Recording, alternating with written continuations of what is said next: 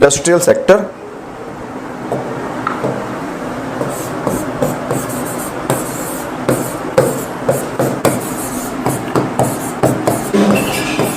And the discussion is completely prelims oriented, not mains oriented. So we will be focusing upon various aspects of industrial sector. We will focus upon what are the present trends in the industrial sector, how much is the contribution of industrial sector in the overall economy, how industrial policies evolved over a period of time till 1991, and after that we had NMI jets in 2011, we had Make in India in 2014, we had different industrial revolutions starting from Industrial Revolution 1.0 to 4.0. Then there is a concept of industrial sickness. There are various measures of performing the industries. These measures include annual survey of industries. Then there is an index of 8 core industries. 8 core industries. Then we have IIP, index of industrial production. Then we have purchasing managers index. So these are the 4 measures through which we actually judge the performance of the industrial sector. Then there is Companies Act, corporate social responsibility obligations. Then we have some recent reforms in the industrial labor laws, something about MSME sector, ease of doing business, Startup India and Stand Up India. And then we will also discuss the UPSC previous year questions, and these previous year questions we will discuss along with the relevant concept only, right? So first of all, what are the components of the industrial sector? So first of all, this industrial sector is basically the secondary sector, right? So in any economy there are 3 sectors. One is primary sector, second is secondary sector, and third is tertiary sector. Primary sector means those sectors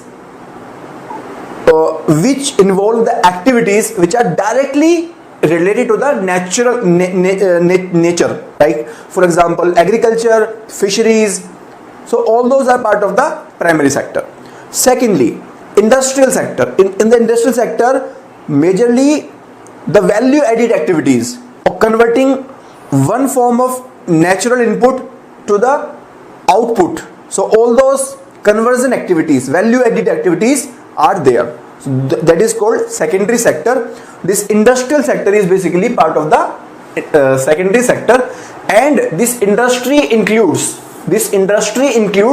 mining and quarrying, right? So technically this should become part of the primary sector, but in India, as per the NSO, that is National Statistical Office, which comes under the Ministry of Statistics and Program Implementation, this mining and quarrying is part of the industry. You have to be very, very careful, because many a time this doubt will come to your mind, right? This mining and quarrying, this is directly related to the nature, right? Mining is happening from the coal mines, right? From the sand mines, but still it is part of the industrial sector as per the NSO. So in India, as per the NSO, we take this mining and quarrying as part of the secondary sector. It is part of the industrial sector. Second is manufacturing, right? So now there can be a question, maybe in the interview or maybe in the prelims, that what is the difference between the manufacturing and the industrial sector? What is the difference between the manufacturing and the industrial sector? So industrial sector is a broad word which includes manufacturing in itself, right? So manufacturing is only one part of the industry. Manufacturing is only the conversion of input into the output, that is manufacture, right? And inside industry we have mining and quarrying, we have manufacturing.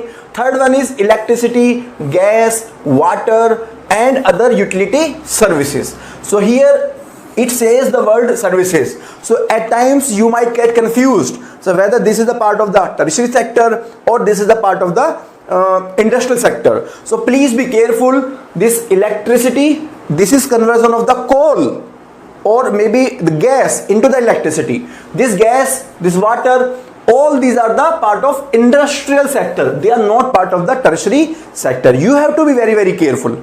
Like, so for mining and manufacturing, for electricity, you have to be very, very careful. Both of these are part of the industrial sector. This manufacturing sector is part of the industrial sector.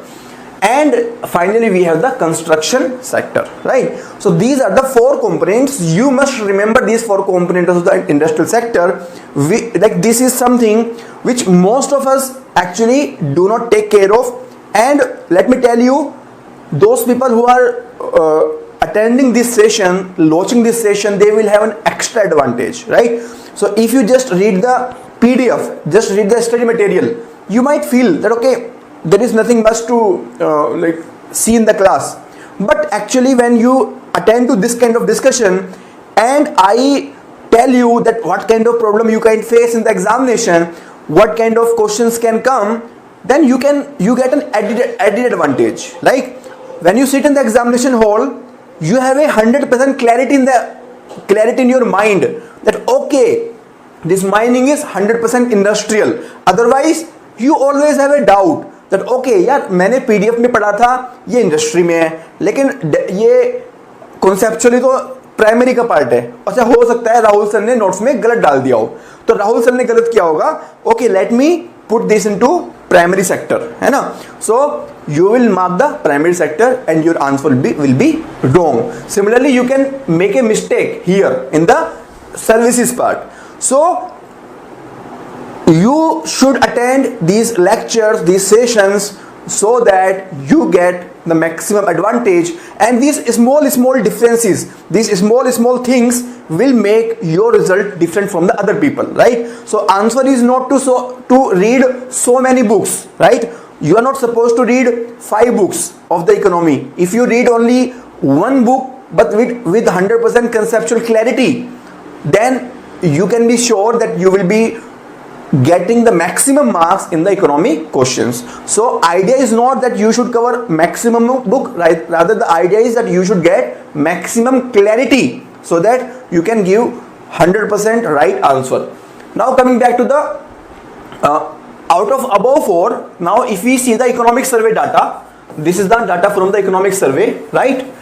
So economic survey के अंदर भी आप देख सकते हो कि share in the GVA means gross value added, right? So how much is the contribution of each of these component? First is mining and quarrying, second is manufacturing, third is electricity, gas, water supply, and fourth is construction. So out of these, the maximum share belongs to the manufacturing sector, and the second highest belongs to the construction sector. So there can be a question that inside the industrial sector, which sector, that is either construction or manufacturing, which one contributes the maximum? So the contribution of manufacturing sector is 16.4%, and out of these areas, manufacturing sector has been the major contributor towards the GVA or GDP, right? Now we always listen that in India, manufacturing sector has been lagging behind. We directly move from agriculture to the services sector, right? And we always say that the contribution of manufacturing sector is just 16%, right? And we want to take it to 25%. Since 1991, we have been trying to increase the share of manufacturing sector in India from almost 12%, 13%, 14% till 25%. But we have not yet succeeded. We are coming up with a lot of policies in this regard. So we will also see the evolution of industrial policy from independence till now, and we will see what all initiatives have been taken so that this manufacturing share can increase, right? So the overall share of the industry is almost 30%. Please keep in mind the overall share of the share of 30% is that of industrial sector. If we talk about manufacturing sector, the share of manufacturing sector is just 16%. It is just 16%, right? And this data has been given by the NSO, National Statistical Office, which is a merged form of CSO and NSSO, right? So this is the sectoral classification inside the industrial sector. Now coming to the industrial policies in India since independence. तो independence से लेके अब तक क्या क्या different industrial policies रही हैं, क्या क्या डिफरेंट इंडस्ट्रियल पॉलिसीज रही हैं, हम इसके बारे में बात करेंगे, ठीक है? तो हम लोगों ने काफ़ी कुछ प्लानिंग वाले चैप्टर में डिस्कस किया है, तो आप प्लानिंग वाले चैप्टर में भी देखोगे इंडस्ट्री के बारे में मैंने काफ़ी कुछ डिस्कस किया है. And if we see industrial policy since independence, we should also know a little bit about the Britishers time industry, right? British time industry. So in the British time, primarily the industries were located in port cities. Port cities which include Bombay, Madras and Kolkata, Calcutta, right? So these were the primary center of industries during the British time. And if we talk about how much was the contribution of Indian industrialist, it was very, very less, right? The contribution of Indian industrialists was very meager, very meager, and they were having the major presence in the jute and cotton sector, right? So basically during the Britishers time we actually underwent the systematic deindustrialization.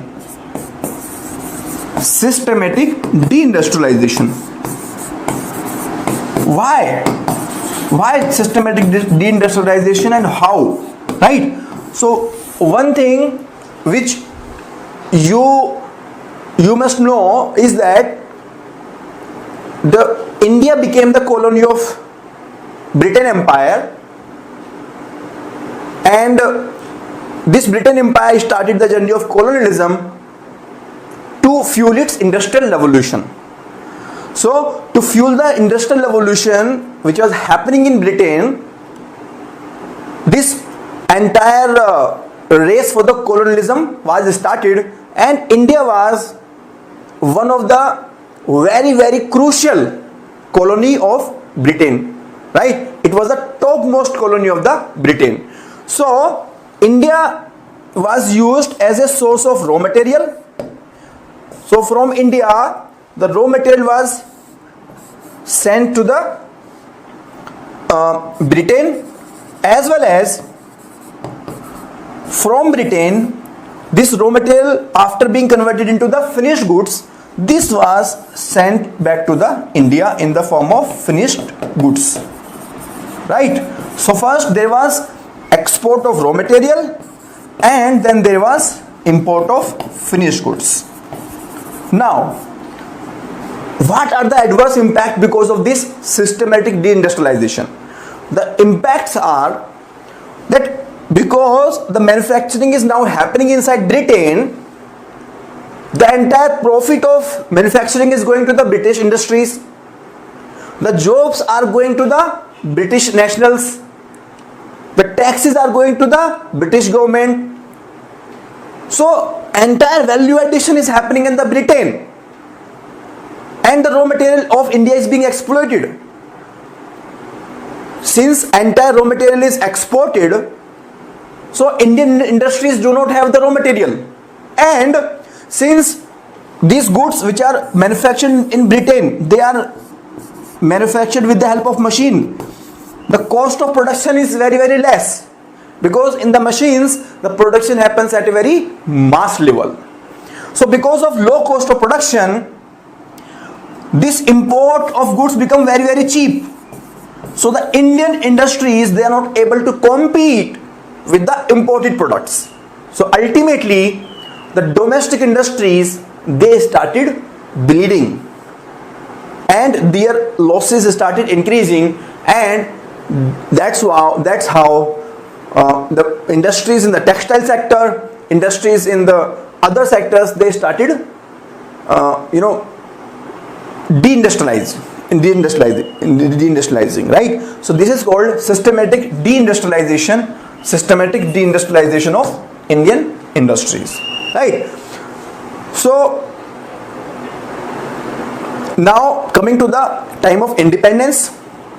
At the time of independence, our situation was very, very bad, right? At the time of independence, we had some bad experiences, right? So there were some major themes which were running in the mind of the planners. They had some observations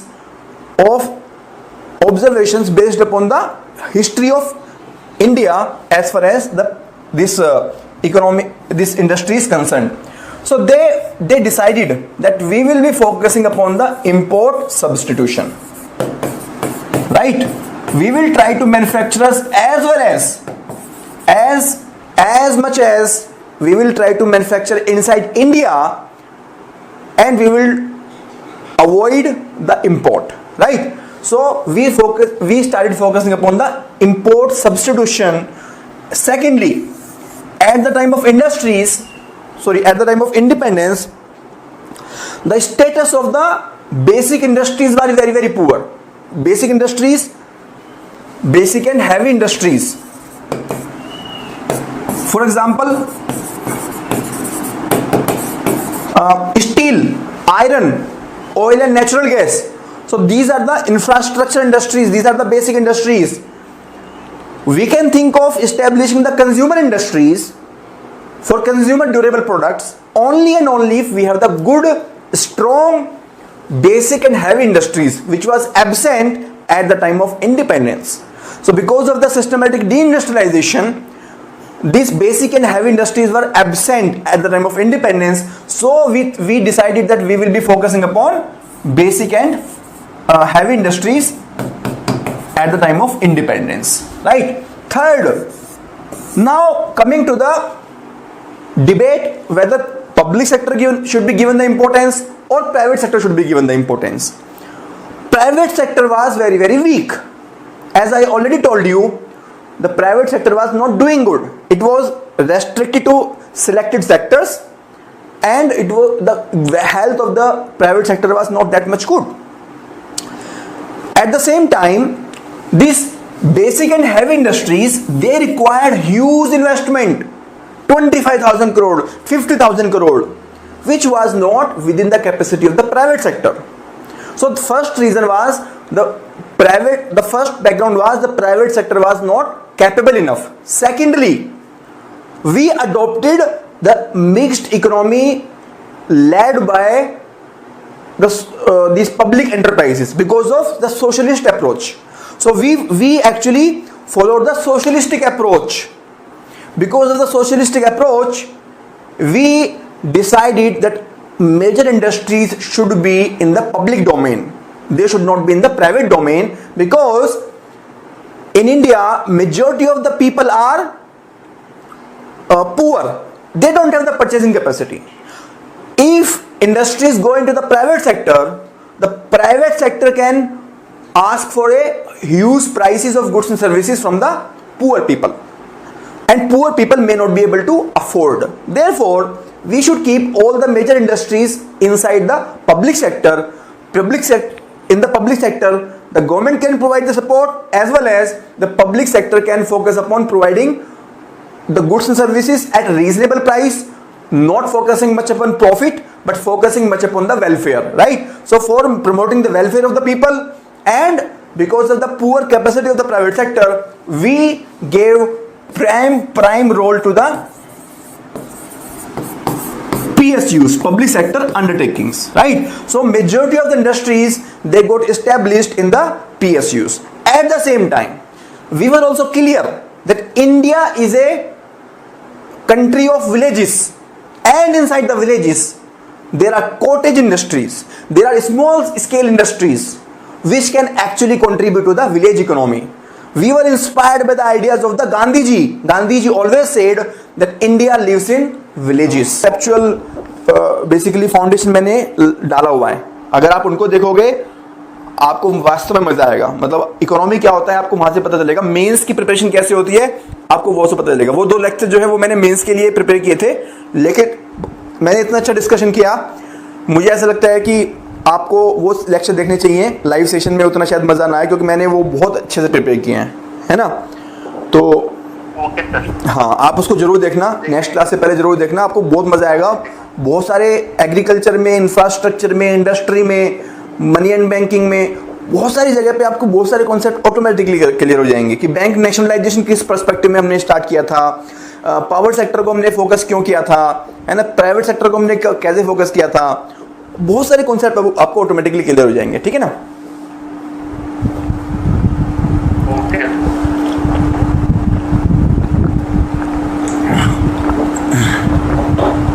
ठीक है जी। तो coming back, तो we discussed that we focus upon the import substitution, which is also called as the self sufficiency, right? So this is also one of the pillar of the economic planning of India, right? So self sufficiency is one of the important pillar of the planning of India. Then we started focusing upon the basic and heavy industries. We gave primary role to the PSUs, and we also realized that this cottage and small scale sector, small scale industries, they are also very very important. Therefore we gave them the protection, while we gave the primary role to the PSUs, we had some restrictions on the private sector. These restrictions were in the form of licenses. These protection were in the form of licensing system. So the private sector was given the license, it was under the regulation and it was under the license system, so that the government has a complete control over what is happening in India, right? So India में कितनी production हो रही है, कहाँ पे कितनी production हो रही है, वो सब पता चल सके सरकार को। इस चीज के लिए गवर्नमेंट ने लाइसेंसिंग सिस्टम अप्लाई किया। तो आज जब हम लॉकडाउन के टाइम पे हम बात करते हैं कि क्या लाइसेंसिंग सिस्टम होना चाहिए था, तो there are some experts who believe कि बिकॉज एज ऑफ नाउ आज लाइसेंस सिस्टम नहीं है, तो गवर्नमेंट को ये नहीं पता कि कितनी मासेस इंडिया में लाइक मास्क जो होते हैं N95 मास्क या वेंटिलेटर या जो पर्सनल प्रोटेक्टिव इक्विपमेंट हैं वो कितने किस इंडस्ट्री में प्रोड्यूस हो रहे हैं, कितनी प्रोडक्शन इंडिया में है, तो गवर्नमेंट के पास में पूरा आइडिया नहीं है। At the time of independence through this licensing system the government had the complete data कि इंडिया में कितना प्रोडक्शन हो रहा है, and at the time it could have ordered any industry to do anything, right? So anyways, coming back, so these are the major features of themes. These are the major themes which were kept in mind while making different policies after independence. तो ये policies हमने बनाई और इन policies के basis पर हम लोगों ने जितनी भी 1948 से और 1990 तक की policy वो हमने बनाई। In 1991 we realized that this import substitution policy is actually not successful because of this import substitution policy we have been protecting the domestic industries. We are not giving chance to the foreign industries to come into India. Domestic industries have become less competitive. The productivity of the domestic industries has gone down, right? So there should be equal opportunity available to the foreign companies also. So we opened the economy and this was called globalization, right? So as part of the globalization we allowed the foreign companies into India through the FDI reforms. तो इसको जो बोलते हैं इसको हम क्या बोलते हैं, FDI reforms. हमने 1991 में FDI allow कर दिया. We allowed the FDI, right? And we allowed the foreign technology into India, right? Because over the experience of around more than 40 years, India realized that we are now no longer under the threat of other countries. So before, like at the time of independence, we were really fearful that whether like if we allow too much foreign interference, then we can again be converted into some colony, है ना. जैसे east India company ने India को एक colony में बदल लिया था, उसी तरह से दूसरी कोई कंपनी आ जाएगी और इंडिया को कॉलोनी में बदल लेगी. ये हमारी इंडिपेंडेंस के टाइम पे एक डर था. But till 1991 this fear was removed because there were lot of international developments. There were two major countries, USSR and USA, and in 1991 even USSR went down and there was only one major country, right? So all these fears had went down. Basic and heavy industries. So over a period of over almost 40 years, we realized that these basic and heavy industries have been sufficiently developed in India, and these consumer durables like phone, car, fridge, they are very much scarce in India, right? तो उस समय पे आपको याद होगा, आज से 30 साल पहले आपके पेरेंट्स हो गए, अगर आपको कुछ याद होगा तो, कि उस समय अगर आपको मारुति कार लेनी होती थी तो आपको वेट करना पड़ता था कि 2 साल का बाद नंबर आएगा. अगर आपको लैंडलाइन फोन लेना है तो आपको वेट करना पड़ता था कि 3 महीने बाद नंबर आएगा आपको, है ना. आपको स्कूटर लेना है तो स्कूटर के लिए आपको वेट करना पड़ता था, राइट. तो क्यों वेट करना पड़ता था? Because our consumer durable industry was not that much good. So in the 1991 reform we started focusing upon the consumer durable goods, the consumer industries, right. Then third prime role was given to PSU at the time of independence, but till 1991 we realized first that sufficient contribution has been done by the PSU. Second, the private sector has also developed its muscle over a period of 40 years. Third, the PSU sector is facing serious issues in the form of political interference, bureaucratic inefficiency, and overprotection. All of these resulting into the losses in the public sector. So we should give equal role to the private sector also. We should give equal role to the private sector, and we should transfer some public sector undertaking to the private sector, right? So this gave the concept of liberalization and privatization. So we should liberalize the industrial restrictions, right? So we should reduce the licensing requirement. So this is called liberalization. And this prime role given to PSUs, now instead of PSUs the private sector should also be given the role, as well as this PSU should be transferred to the private sector also, like as per the situation, as per the circumstances. So this is called disinvestment or privatization. So disinvestment is transfer of any stake and privatization of transfer of 100% stake. अगर 100% stake transfer हो जाती है तो वो privatise हो जाती है, अगर 100% से कम होती है तो आपकी वो डिसइन्वेस्टमेंट होता है. ये आपका दोनों में डिफरेंस है, ठीक है. तो एफडीआई हमने ग्लोबलाइजेशन किया, प्राइवेटाइजेशन किया, लिबरलाइजेशन किया. 1991 की जो पॉलिसी है that is the landmark policy in the industry, right. So after that policy there have been huge progress in the consumer durable industry. Service sector grew very fast, and there are a lot of developments over a period of time. But still we could not achieve the dream of India becoming a manufacturing hub, right? In 2011 we came up with another major policy in the form of National Manufacturing Policy, right? Under this policy we established National Manufacturing and Industrial Zones, NMIZs. These NMIZs, they were the industrial zones, and there was the concept of zoning. So suppose this is the NMIZ, there will be different zones. In one zone the labor is living, in one zone we have small industries, and in here we have the core industries, and we have the associated offices like office of bank, some government offices, right? So the purpose of establishing this was increasing the ease of doing business. Any industry which is working in NMIZ, this will have single window clearance from the government, from the office which is established inside the zone only. The labor will be living here only. The labor will be provided the skill set, right? And there will be use of good technology, recent technology. For example, renewable energy will be used, right? The IT technology will be used. So all these facilities were provided.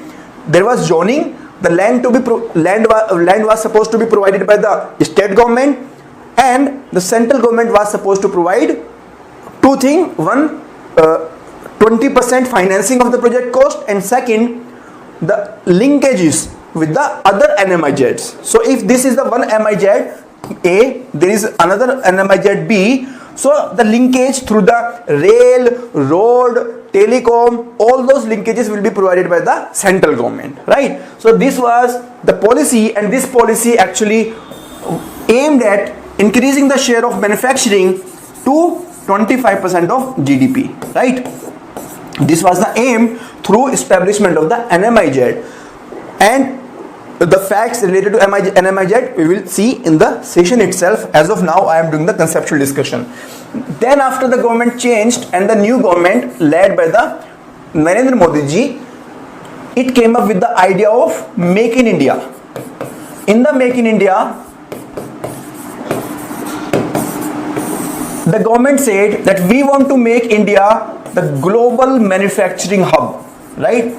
So let India become global manufacturing hub, and for making global India manufacturing hub, we will give special focus to the 25 sectors which include food processing, textile, and so on, right?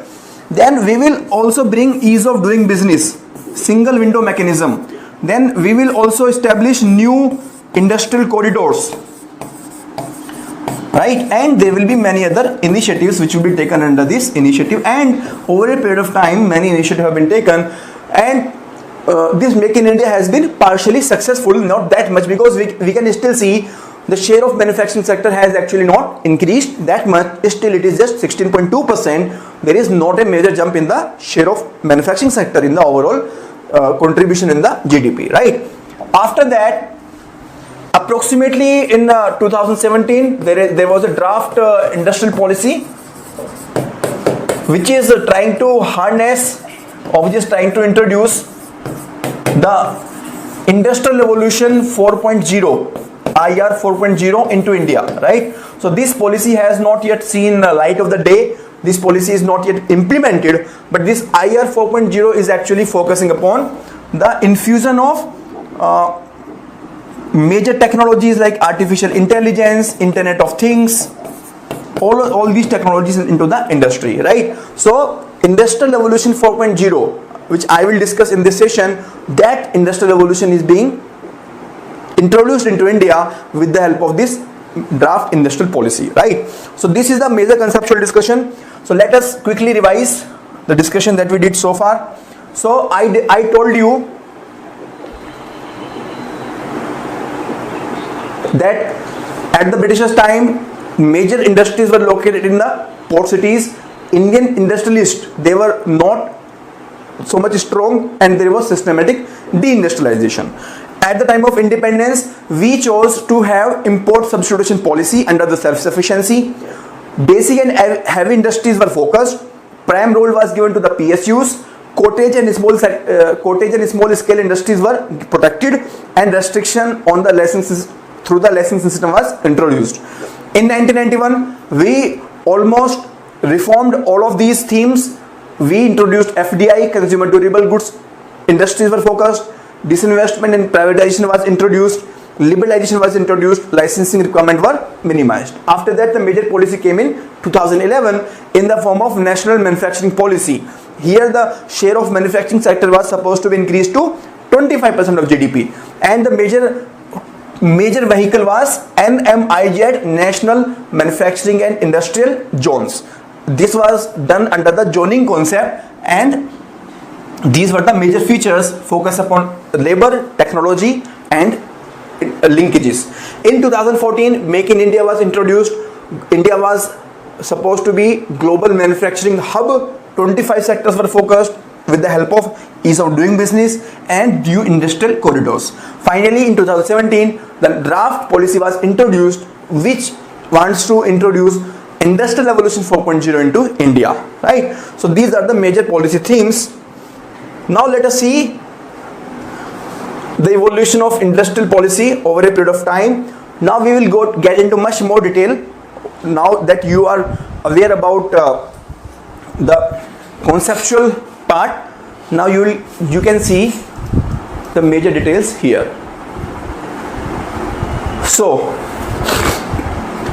the first major industry policy resolution came in 1948. In 1948, this is called IPR 1948. It laid down that we are a mixed economy, right?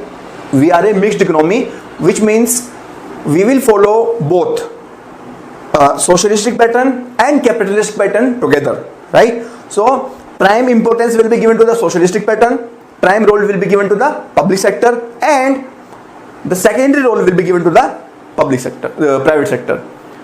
Mixed economy and socialistic pattern. Protection to the cottage and small scale industries.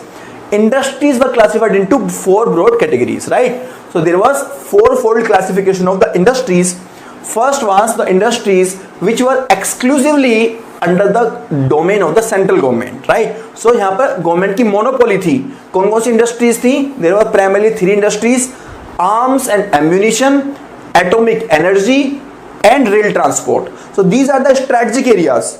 First defense वाला है, second आपका atomic है, और third है rail. So masses के लिए transport provide करना, atomic energy which is very sensitive, and third arms and ammunition which is important for the security of the country. These 3 areas were kept under the exclusive central government control, right? Second, mixed sector. Mixed sector मतलब जो आपके basic या key industries थी. So I told you that we want to focus upon the basic and heavy industries. So this included 6 industries: coal, iron and steel, aircraft manufacturing, ship building, mineral oil, telegraph and telephone. So these were the key industries. Third, those industries which were kept under the private sector but controlled in the controlled way, means there were strong regulation in the form of licensing, जहाँ पर बहुत ज़्यादा licensing की requirement थी. So these policies, these industries were, for example chemical, है ना. So these industries were introduced in the third category. The fourth kind of industries were which were under the private sector, and they were not included in any of the above category, and there were not much licensing requirement also, right? So these were the other industries. So 4 industry. First, exclusive central government. Second, mixed sector. Mixed मतलब both private and public sector can work over here, and they are the basic और key industries. So first वाले में strategic sector है, second में basic industries हैं, third में controlled private sector, and fourth में आपका completely private sector में. Now in 1951, this Industries Development and Regulation Act 1951 came. Under this, License Raj was introduced, right? So License Raj कैसे introduce किया गया था? So there were 3 major controls under this act, कि जब भी कोई industry establish होगी तो उसको लाइसेंस लेना होगा, है ना. Second, the raw material will be allocated based upon the sanction output. अगर आपका सैंक्शन आउटपुट है that you can manufacture 10,000, suppose you can manufacture 10,000 chairs. So for 10,000 chairs, accordingly you will be given the raw material. So you cannot buy any amount of raw material. You can buy the raw material only to the extent of 10,000 chairs output. Control over the prices. Even the prices were controlled. That what can be the sale price, that was completely controlled. So this licensing system was introduced in 1951, and this licensing system was relaxed in 1991. So there was almost 40 years life of this licensing system. Now this 1956 resolution was the major resolution, right? And this was based upon the PC Mahalanobis model, who was a very famous statistician, right? So this PC Mahalanobis actually said that India should focus upon the basic and heavy industries, and those basic and heavy industries should be placed in the public sector domain, right? So under this theme, in the second 5-year plan, we introduced this 1956 industrial policy resolution. So there was focus upon the heavy industries, and these heavy industries will be established in the backward region. Why? So that they can develop the backward regions of the country. They can develop the roads, power, they can develop the basic infrastructure in the backward regions. So you will see the power plants, steel plants, oil and natural gas plants. Most of these big plants are located in the very backward region, remote region. Why? Because number one, the source of raw material is from the local area, so the cost of transportation is minimized. And secondly, it provides job to the local people. And third, it develops the infrastructure in the local area, right? So it gives connectivity to that area with the big cities. So this overall development of the area happens when the heavy industries are located in the backward regions, right?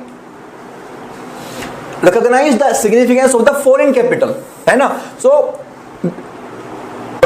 although we were following the model of self-sufficiency, import substitution, at the same time, we realized that we required the foreign capital to establish these basic and heavy industries.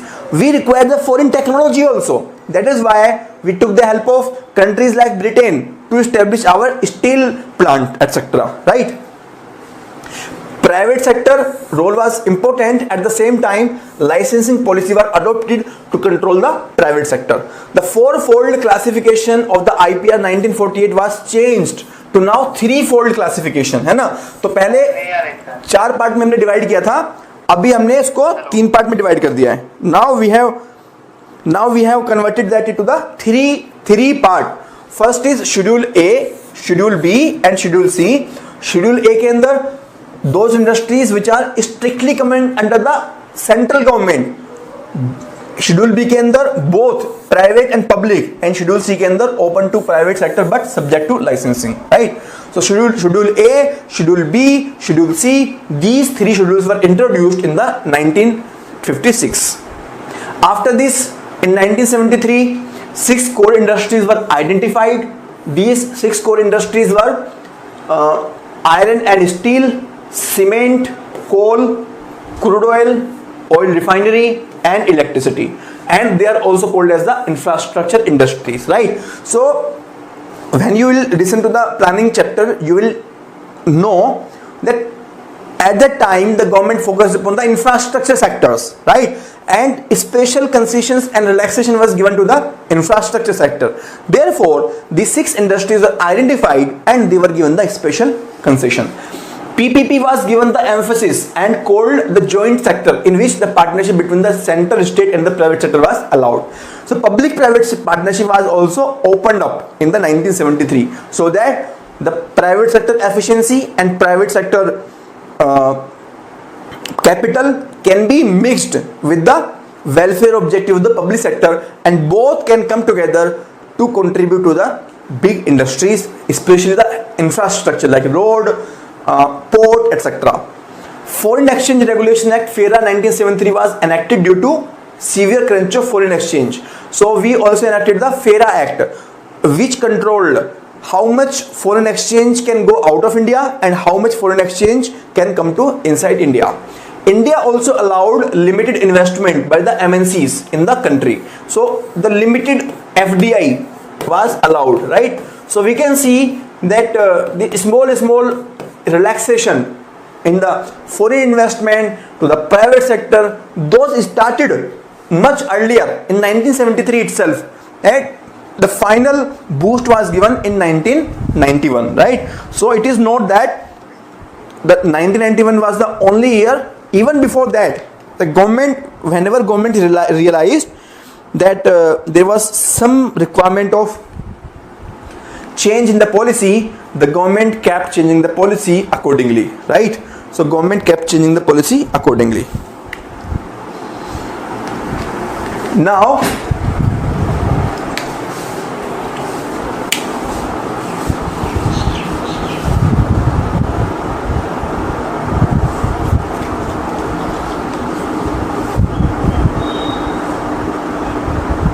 okay, any doubt from anyone as of now?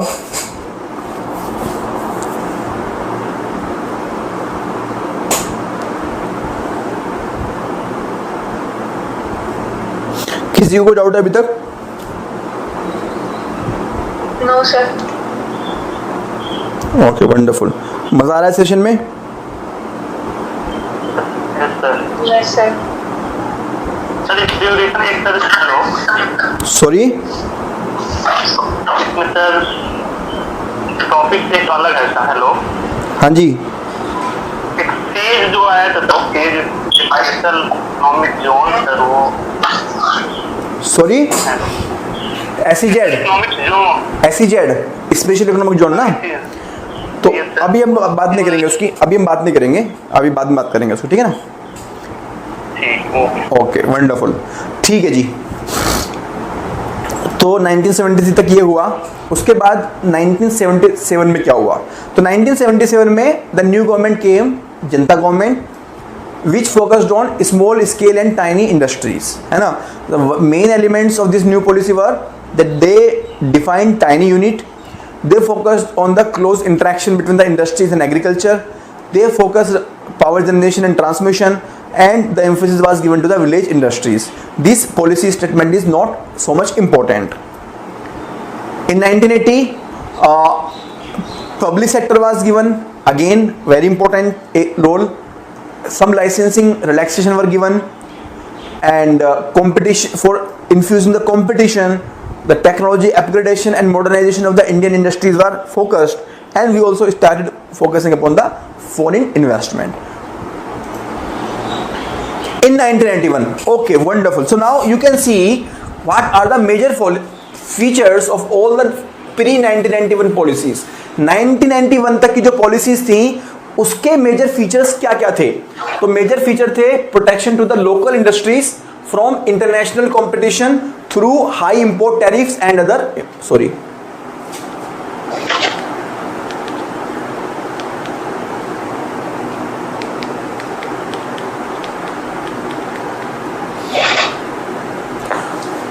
Divya, please mute yourself. There is some noise I can hear. Okay, so to summarize, major features of all the 1991 policies were: number one, protection to the local industries, right? So we gave the protection to the local industries. We focused upon the import substitution. Second, promotion of import substitution, control over the Indian industries through licensing, restrictions on foreign capital, encouragement to small scale and cottage industries, and more emphasis on the public sector industries, right? So I have already discussed about each one of them, that why each one of these themes were kept in mind, है ना? तो मैंने आपको बता दिया है, logic बता दिया है कि गवर्नमेंट की ऐसी मंशा क्यों थी, गवर्नमेंट ने ऐसा क्यों किया, है ना? The major reform, India was facing the BOP crisis, balance of payment crisis. India went to the IMF and the World Bank to take some loan, and IMF and World Bank imposed some conditionalities that we can give you the loan only if you open your economy and you liberalize your economy, right? In the context of global event of things, there were lot many factors. Keeping in mind all those factors, keeping in mind the national interest, the government opened the Indian economy in the form of liberalization, privatization and globalization.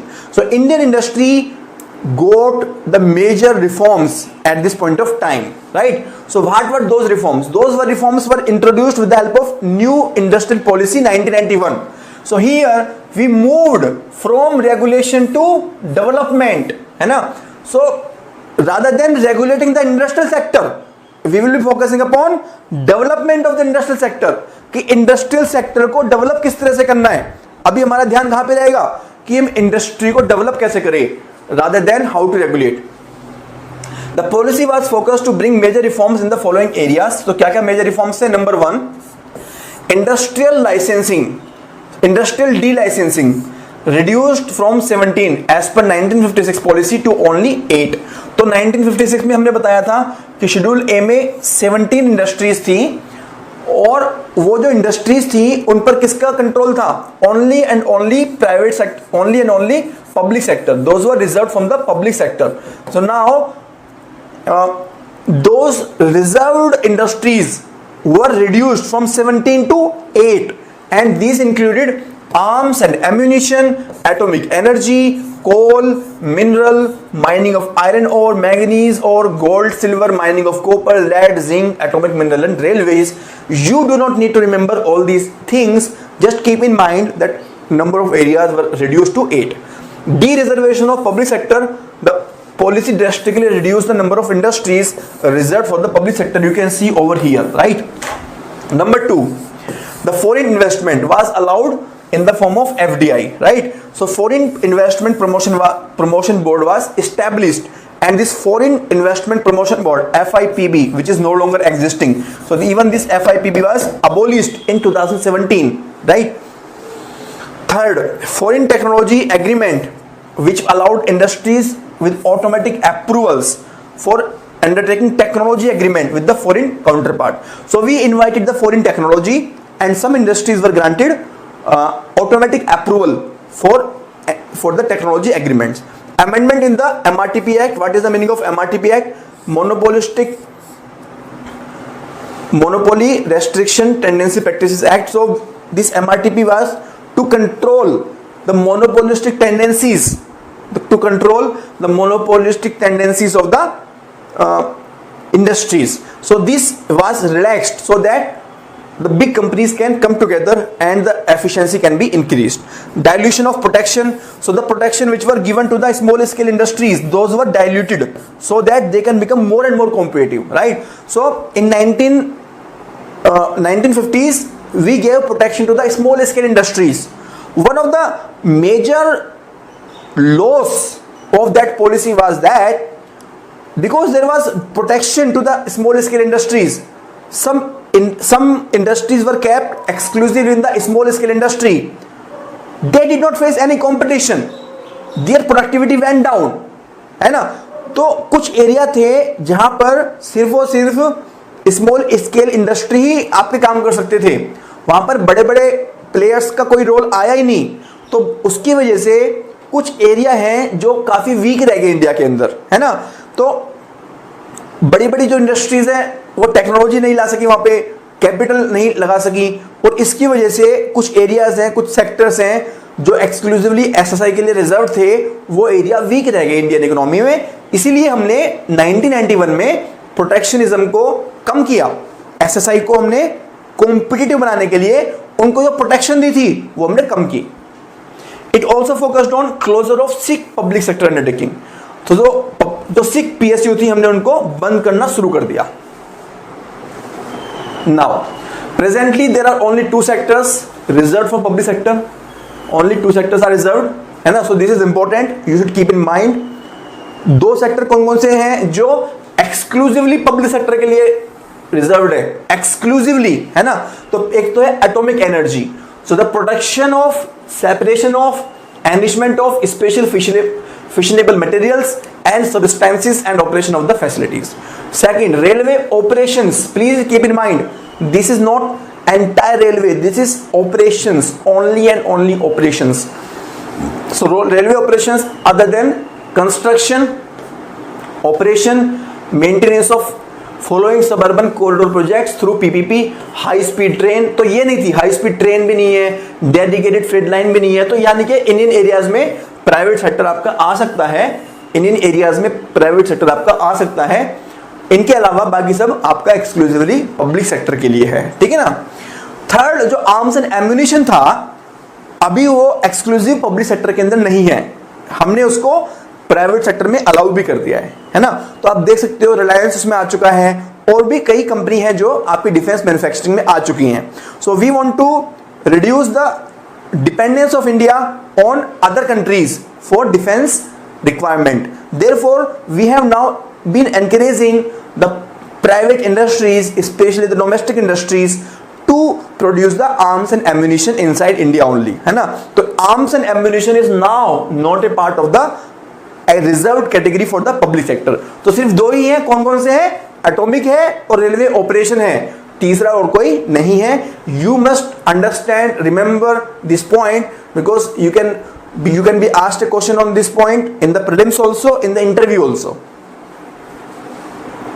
Next is there are only 5 industries which require the licensing. तो अभी सिर्फ 5 industries हैं जो sensitive industry हैं, जहां पर government control की जरूरत है। तो सिर्फ 5 इंडस्ट्रीज हैं जहां पर लाइसेंस की जरूरत पड़ती है। कौन कौन सी इंडस्ट्रीज हैं? First is distillation and brewing of alcoholic drink, है ना। Second is cigars and cigarettes of tobacco and manufacture tobacco product, तो टोबैको रिलेटेड इंडस्ट्रीज जो है। Electronics and aerospace and defence equipment, industrial explosives including match boxes and hazardous chemicals such as hydrocyanuric acid, phosgene and isocyanate. So जो sensitive areas हैं, जहां जहां पर भी government को कंट्रोल करने की जरूरत लगती है, वहां पर हमने लाइसेंसिंग की रिक्वायरमेंट रखी है। और ऐसी सिर्फ कितनी इंडस्ट्री है? ओनली एंड ओनली 5 इंडस्ट्री ऐसी हैं जहां only and only 5 industries have been kept in this category, right.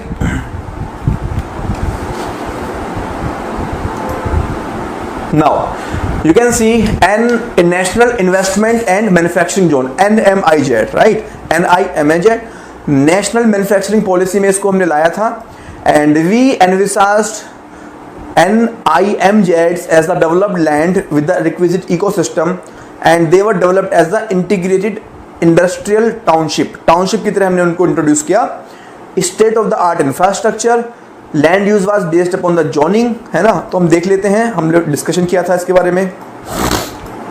सो ये हमने डिस्कशन किया था, ये जोन से डिफरेंट जोन्स को हमने बनाया इसके अंदर। Lean and energy efficient technology, social infrastructure, skill development facilities, and there are some important features. So state government will provide suitable land of 5,000 hectares, at least 30% of the total area to be utilized for the location of manufacturing industries. So total area का 30% आपका manufacturing industries के लिए होगा। Special purpose vehicle will be established to discharge the affairs of the NIMZ. So what is the meaning of special purpose vehicle? It means special companies will be established which will take care of the affairs of the NIMZ, right?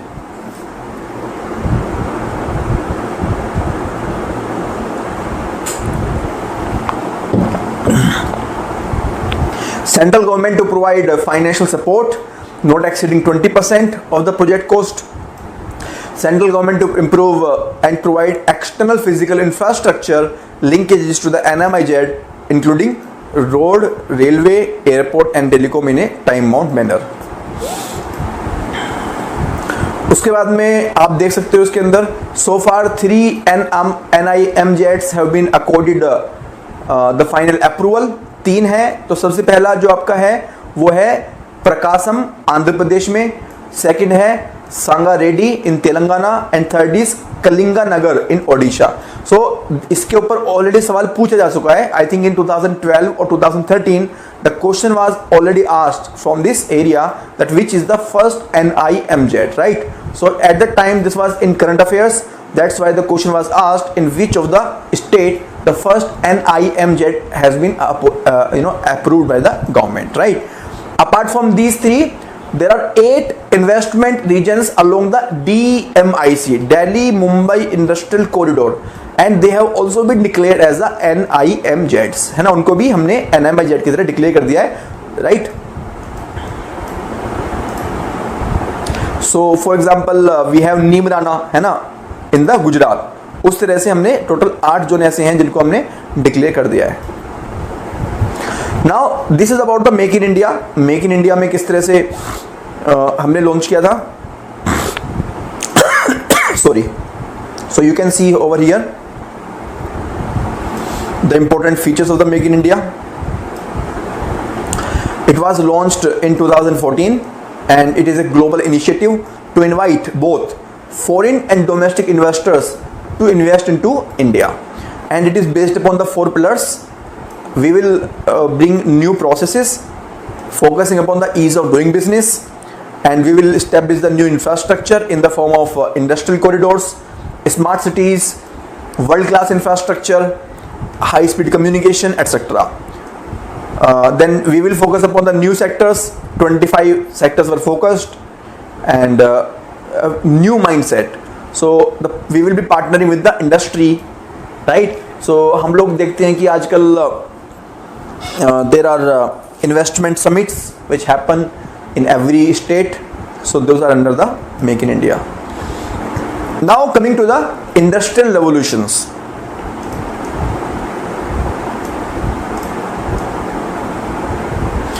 So if we see in the world, 4 industrial revolutions happened.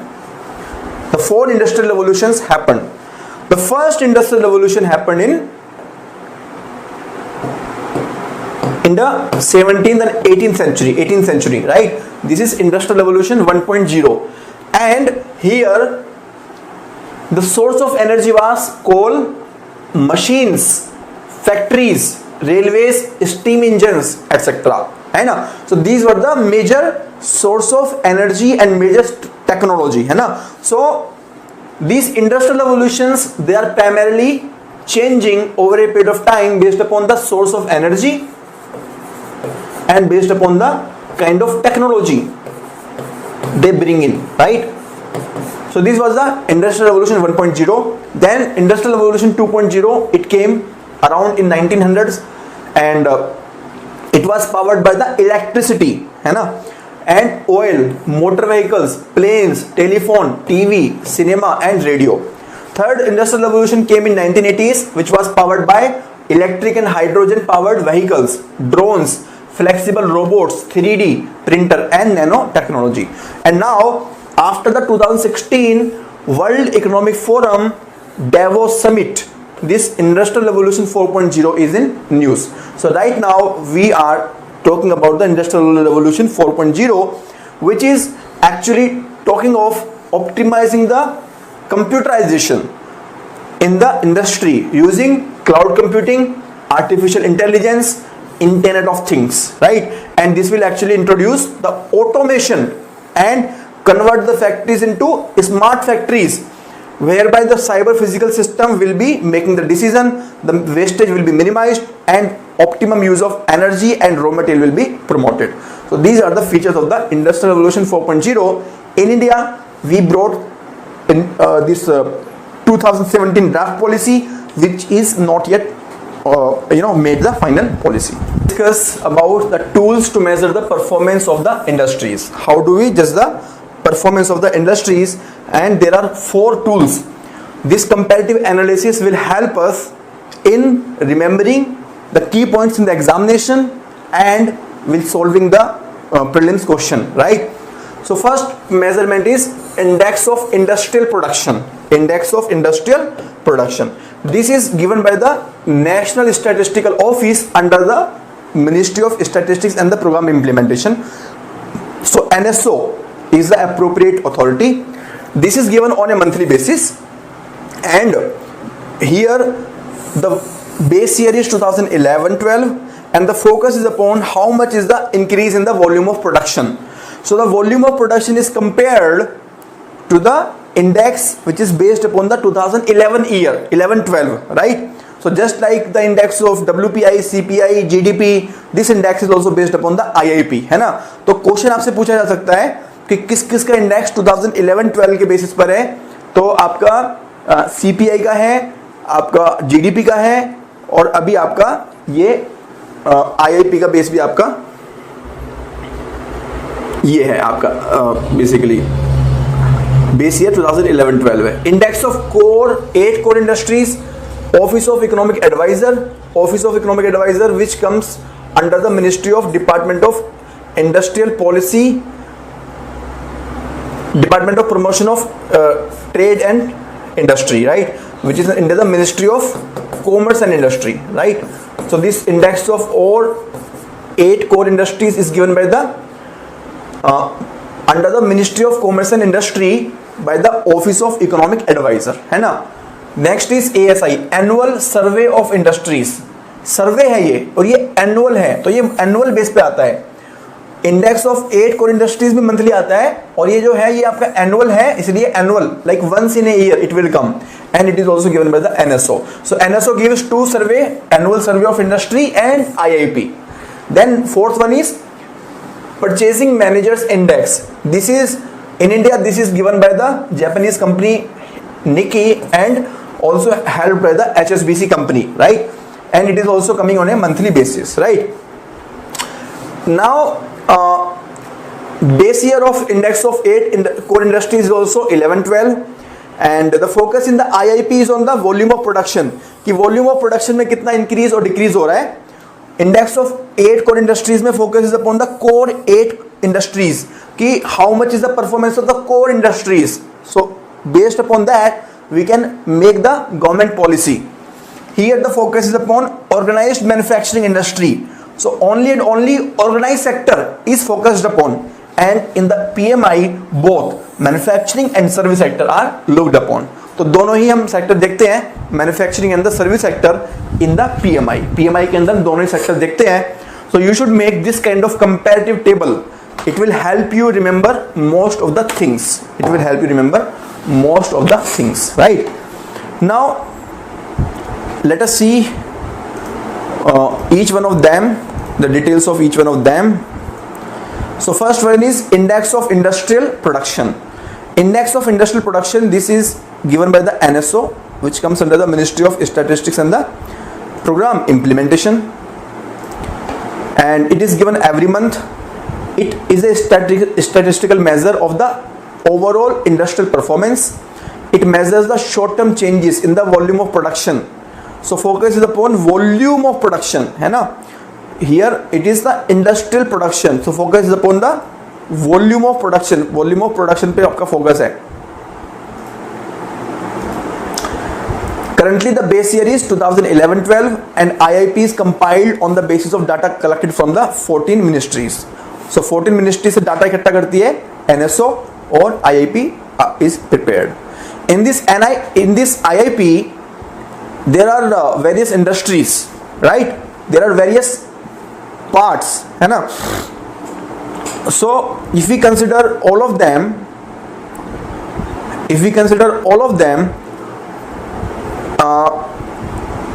so we take actually 3 areas: mining, manufacturing and electricity. We do not take the construction over here in the generally mining, manufacturing and electricity are part of the IIP sector wise आपके 3 हैं: mining, manufacturing और electricity. और सबसे ज्यादा share किसको मिलता है? Manufacturing sector को. So highest share is given to the manufacturing sector, second highest share is given to the mining, and third highest share is given to the electricity, है ना, inside the IIP.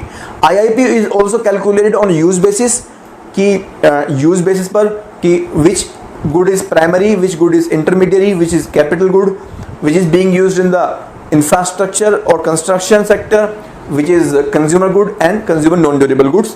Based upon that, primary goods occupy the maximum weightage. So you can be asked a question that in general it is the manufacturing, and in the use base this is the primary good which got the maximum weightage. So you can see over here from the latest economic survey, IIP growth rate, you can see sectoral classification, and you can see used based classification, which we have already seen in the manufacturing and here in the primary goods. These occupy the maximum share, and over a period of time you can see the latest data is 2019-20, and here the capital goods industries faced negative growth, infrastructure faced negative growth, consumer durable goods negative growth, right? Now index of 8 core industries, 8 core industries का जो index है उसकी बात करते हैं. तो सबसे पहले कि कोर इंडस्ट्री क्या होती है, what are the core industries, which are the core industries, right? So there are 8 core industries. These are the 8 core industries. Please remember these core industries for the exam purpose. You must remember these core industries. What are these core industries?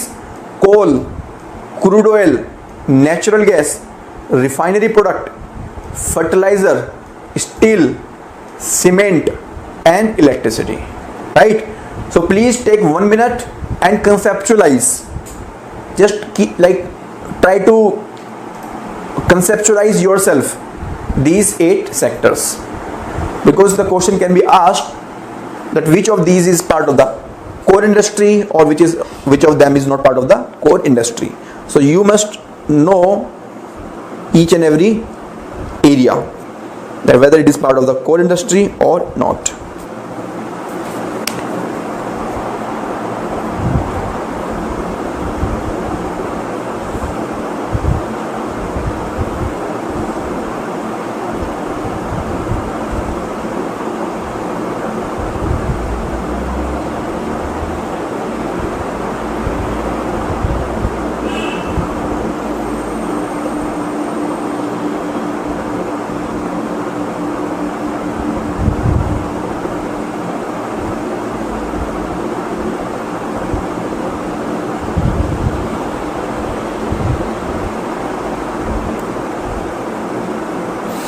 Okay, so कौन कौन सी हैं? Coal है, so we can categorise them for for the ease of remembering.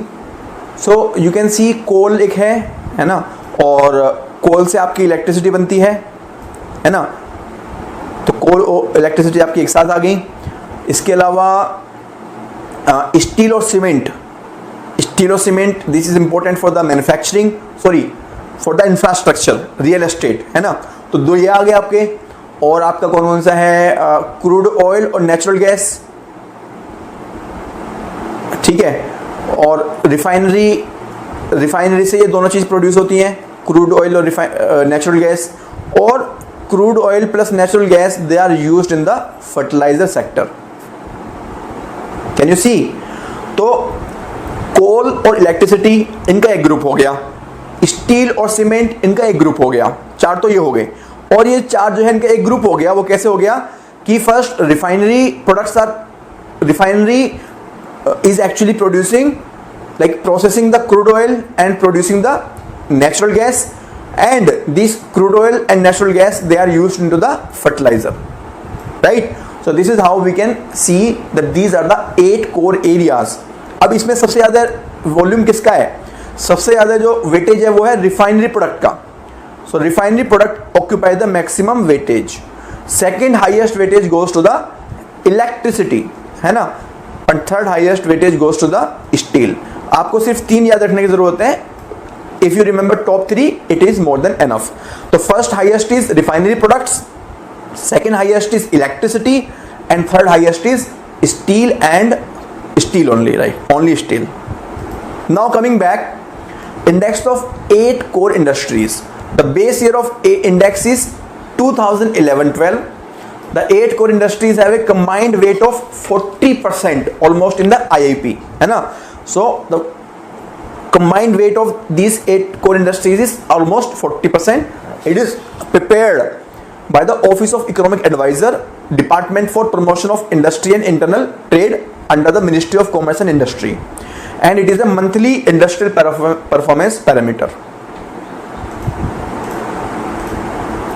Now you can see the previous year questions. In the index of 8 core industries, which one of the following is given the highest weight? So this is the question of 2015 UPSC. So please read this question carefully and then tell me what is your answer. Electricity generation. Very very easy question. The answer is electricity, है ना. मैंने आपको बताया था कि अगर आप top 3 याद रखोगे तो आपको याद रहेगा कि ये टॉप 3 में रिफाइनरी आता है, इलेक्ट्रिसिटी आता है, और कौन सा आता है आपका? स्टील आता है ना. तो स्टील इलेक्ट्रिसिटी से कम है, स्टील जो है इलेक्ट्रिसिटी से कम है, तो हाईएस्ट किसका है? इलेक्ट्रिसिटी का, ठीक है ना. तो this is how you can give the answer. एक क्वेश्चन और भी है, ये क्वेश्चन आपका 2013 में आया था. Now please see this question yourself. तो इजी क्वेश्चन आते हैं, लेकिन ये एरिया ऐसे हैं जहां पर कंसेप्चुअल ज्यादा नहीं चाहिए आपको, मगर आपको पढ़ना होगा. अगर आपने 1-2 बार पढ़ लिया तो आपको याद हो जाएगा वो.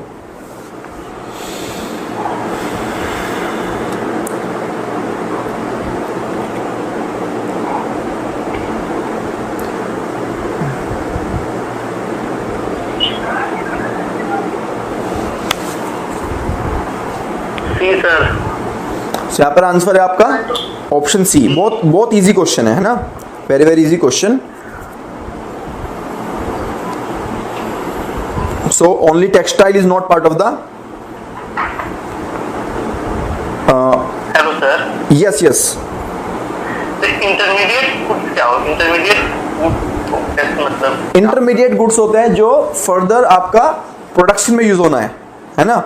एक होता है रॉ मटेरियल, एक होता है फिनिश्ड गुड्स। उनके बीच में जो होता है वो रॉ मटेरियल होता है, ठीक है ना। सॉरी, उनके बीच में जो होता है वो इंटरमीडिएट होता है। For example it can be some chemical जो है वो फर्दर फाइनल गुड्स की प्रोडक्शन के लिए यूज होगा, ठीक है ना। Okay, so here only textile is not part of the core industry. So answer is option C 1, 2, 3 and 4 only, ठीक है। तो इतने आसान आसान क्वेश्चन आते हैं आपके। Next is annual survey of industries. Annual survey of industries, so here you can C it is the principal source of industrial statistics related to organized manufacturing sector. It is published by the NSO under the Ministry of Statistics and Program Implementation, and the data is collected under the Collection of Statistics Act 2008. Now कौन कौन सी क्या क्या cover करता है? Which factories are covered? All the factories which are registered under the Factories Act 1948. It means those factories which employ 10 or more worker, है ना। तो मैंने आपको बताया था ये ऑर्गेनाइज सेक्टर की बात कर रहे हैं। And in the chapter of employment I told you that 10 or more is counted as the organized sector. So even here they are focusing upon the organized sector, and accordingly they are covering 10 or more worker if it is using the power, and 20 or more if they are using without power, ठीक है। Unit with 100 or more employees if they are registered under any of the 7 Act but under the Factories Act. अच्छा, मतलब अगर वो factories act के अंदर नहीं है लेकिन और किसी एक्ट के अंदर है, वो registered bidi and cigar manufacturing establishment, तो आपको याद रखने की जरूरत नहीं है, इतना डीप क्वेश्चन नहीं आएगा। आपको सिर्फ ये जानने की जरूरत है कि ये आपका it is given by the NSO and it is published annually and it covers the organised manufacturing industries. इतना अगर आपको आता है तो I think it is more than sufficient, इससे ज़्यादा नहीं पूछना चाहिए, है ना। It does not cover certain industries. कौन कौन सी इंडस्ट्रीज हैं? डिफेंस को कवर नहीं करता है, ऑयल स्टोरेज को कवर नहीं करता है, डिस्ट्रीब्यूशन डिपोट्स को कवर नहीं करता है, departmental unit such as railway, workshop, government mint and sanitary, water supply, gas storage. So why they are not covered? Because the information can be sensitive, so to avoid leakage of the sensitive information, this survey do not cover these areas. Some of the important indicators which are generated as part of the ASI, they are number of factories, production की number of factory कितनी है India के अंदर, कितनी production हुई है, employment कितना generate हुआ है, वेजेस कितनी है, कितनी कैपिटल इन्वेस्टेड है, कैपिटल फॉर्मेशन कितनी है। तो ये सब पैरामीटर हैं जो आपके एनुअल सर्वे ऑफ इंडस्ट्रीज में यूज किए जाते हैं। Next is Purchasing Managers Index. So Purchasing Managers Index is also there, and let us see the important features. So this was originally formulated by Institute of Supply Management in USA, right? But in India this is published by Japanese firm Nikkei, है ना। India में कौन publish करता है? Japanese firm Nikkei, but compiled and constructed by Market Economics HSBC, है ना। तो publish करता है जापानीज फर्म, और कौन बनाता है इसको? कंपाइल कौन करता है? Market economics HSBC, and it is an indicator of the economic health, business momentum and the investor sentiment about the manufacturing sector, and it gives some data, and if this data is above 50 point, then it indicates economic expansion, otherwise there is a contraction. It is given separately for manufacturing and the service sector, but manufacturing sector holds more importance, and it reflects the economic indicator derived from monthly survey of private sector companies, है ना। तो monthly सर्वे होता है private sector companies का, उसके basis पर हम ये डाटा को कंपाइल करते हैं, और 400 अलग अलग कंपनी से हम इसको कंपाइल करते हैं। 5 मेजर इंडिकेटर यूज होते हैं which include new orders, inventory level, production, supply deliveries and employment environment. So this is called Purchasing Managers Index, right? So here you can see the difference between the IIP and the PMI, right? So take a few seconds and read this slide carefully. The major difference between the IIP and the PMI.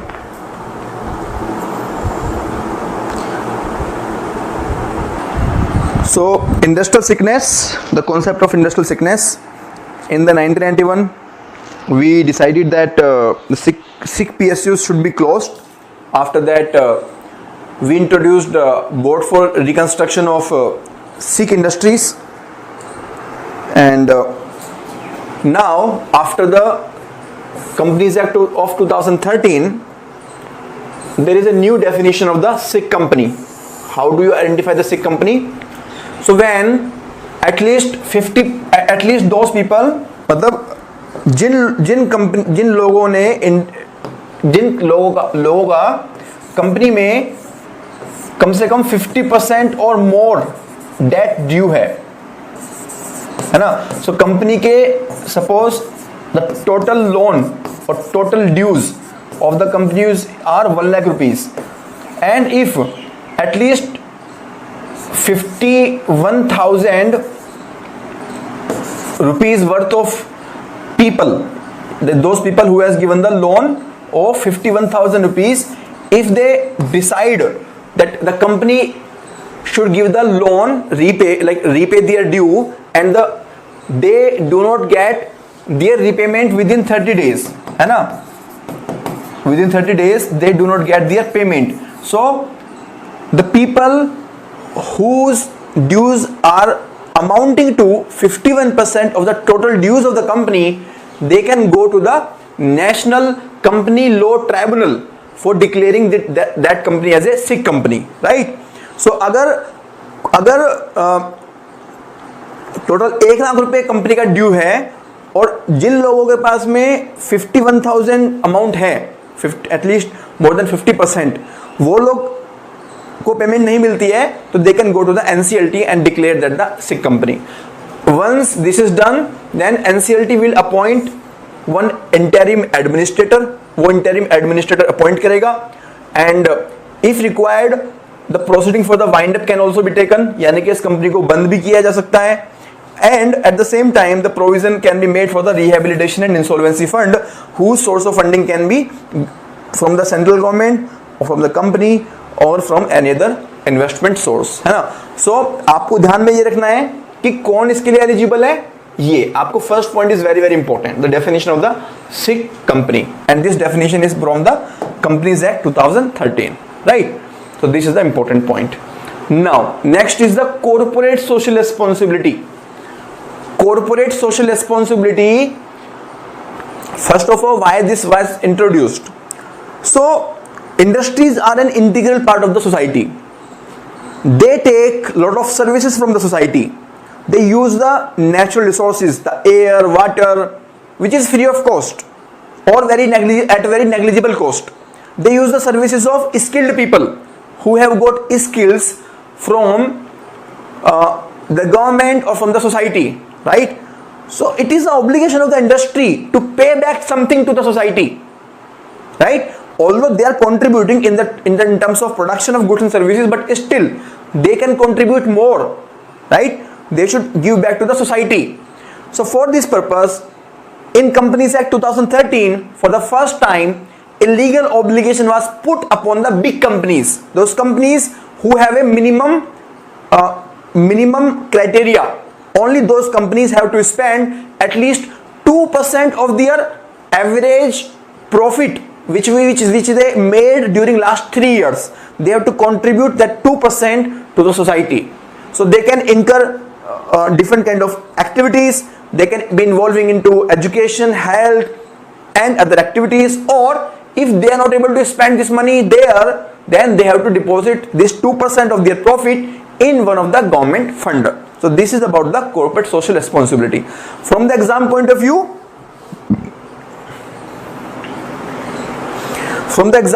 what is important is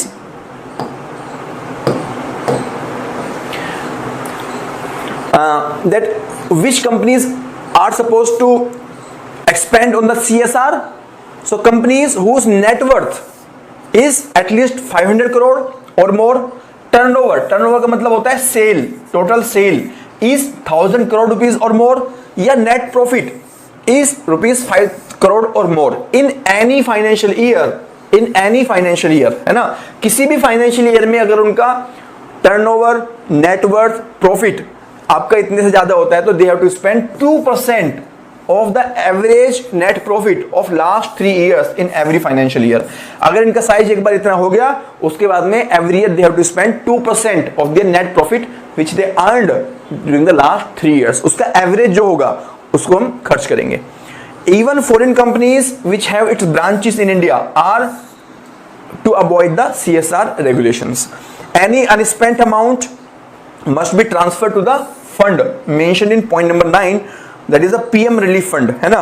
तो कोई भी अगर ये 2% खर्चा नहीं कर पाती है कंपनी, तो पैसा कहाँ जाएगा? प्राइम मिनिस्टर रिलीफ फंड में वो पैसा जाएगा with in 6 months of the financial year. और अगर ये पैसा किसी ऑनगोइंग प्रोजेक्ट के अंदर लगाया जा सकता है तो हम बोलेंगे कि ये 3 साल के अंदर ये पैसा जा सकता है। 3 साल के अंदर पैसा आप खर्च कर सकते हो, और 3 साल में भी अगर आप खर्च नहीं कर पाते हो तो ये पीएम रिलीफ फंड में पैसा चला जाएगा। ठीक है, तो ये है आपका कॉर्पोरेट सोशल रिस्पॉन्सिबिलिटी, और these are the list of activities which can be allowed under this obligation. तो कौन कौन सी एक्टिविटी है? Activities for eradicating the extreme hunger and poverty, promotion of education, gender equality and empowerment of women, reducing child mortality and improving maternal health, creating human immunodeficiency virus, combating HIV, acquired HIV, malaria and other diseases, ensuring environmental sustainability, employment, enhancing vocational skills, social business projects, contribution to PM relief fund or any fund set up by the central government or state government or for social economic development, है ना। तो अगर पहली बात तो उनको कोशिश करनी चाहिए कि वो इन फंड्स के अंदर करें। These are the 8 activities, otherwise they should deposit the money in this fund within the 6 months and in some cases within the 3 years. Now this is the concept of fixed term employment. Fixed term employment का एक concept है जिसके हम which was actually introduced with the help of this Industrial Employment Standing Orders Central Amendment Rules 2018, right? Now what is the concept of fixed term employment? What is the concept of fixed term employment? So you must be knowing that in any industry there are 2 kind of workers. One are the regular workers और formal workers, इसको हम formal worker भी बोलते हैं। And second are the temporary workers, जिसको हम बोल सकते हैं कि इनफॉर्मल वर्कर भी होते हैं ये, और इसको कॉन्ट्रैक्ट वर्कर भी बोलते हैं, है ना। तो ये जो वर्कर हैं ये आपके कॉन्ट्रैक्ट पर हायर किए जाते हैं थ्रू सम कॉन्ट्रैक्टर, है ना। तो 2 तरह के वर्कर होते हैं। Now if we see from the industry perspective, under various labor laws, for calling any worker as regular they have to provide some benefits. So benefits in the form of some job security मतलब कि उनको minimum 3 महीने का notice serve करना होगा, है ना। Industry can not fire without any reason, है ना। और सम मिनिमम वेजेस इसको देनी होगी, और इनकी पोस्ट रिटायरमेंट बेनिफिट भी इनको देना होगा, है ना। So these are the conditions. And in the case of informal contract worker there are no such obligation, ऐसा कोई ऑब्लिगेशन ज्यादा नहीं है, बहुत कम ऑब्लिगेशन है, ठीक है। तो now because for employing any person as regular person there are lot of restrictions, lot of obligations, so companies will always try to hire the informal, temporary and contract laborers, right? But in this case there will be no such obligation. At the same time, the adverse impact is faced by the laborers, that the laborers are at a very disadvantageous position, even if they are working the same work। जो regular वाले काम कर रहे हैं वही contract वाले काम कर रहे हैं, लेकिन कॉन्ट्रैक्ट वालों को पेमेंट कम होती है, बेनिफिट नहीं मिलते, ठीक है। तो इस केस में एक मिडिल कॉन्सेप्ट इंट्रोड्यूस किया गया। वो स्टार्टिंग में जो सीजनल इंडस्ट्री होती हैं, जैसे शुगर इंडस्ट्री हो गया, टेक्सटाइल इंडस्ट्री हो गया, तो those industries started facing the problem because although they want to pay the benefit to the temporary worker also, but they cannot hire this temporary worker for a long period, है ना? They have no problem in paying the benefit, but they are not interested in paying them throughout the year because their business is seasonal. तो sugar industry है, उसका जो business है वो seasonal होता है. The sugar industry runs for around 6 months. For rest of the 6 months, it is not running, or it is running at a very low capacity.